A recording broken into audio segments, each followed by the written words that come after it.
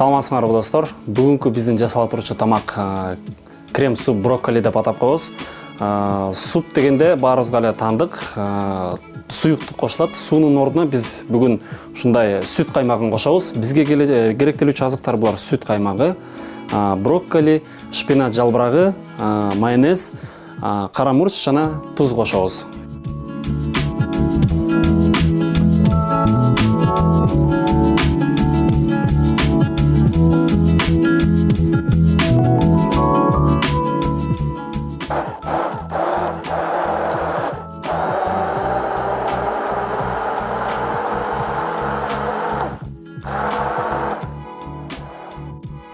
Куюлган суюктукту ушинтип блендер менен аябай майдалап алабыз.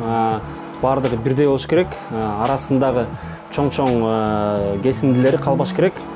Баары бирдей болуп, коюу болуш керек. Бизге керектелүүчү азыктардын арасында айта кеткендей брокколи жана шпинат жалбырагын айтканбыз. Ал эки азыктын пайдалуулугу аябай көп. Брокколи бул диета кармаган адамдарга аябай пайдалуу. Бышырып жатканда ар кандай жолдору бар. Брокколини бышырып жатканда биз кайнаган сууга салып, аябай бышырбай, эртерээк алып чыгып, муздак сууга салып, аны өзүнө келтиришибиз керек. Өңүн жоготпойт жана даамын да жоготпойт. Аябай пайдалуу жактары көп.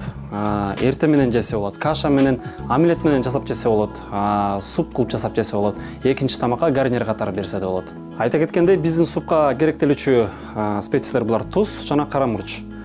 Өз татымыбызга жараша кошуп коебуз.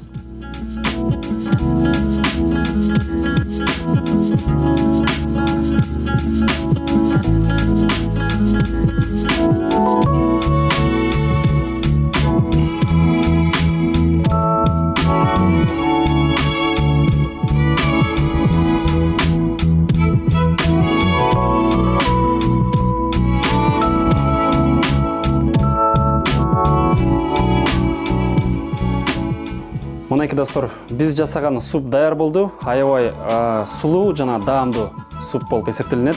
Тамагыңыздар даамдуу болсун, биз менен болгула.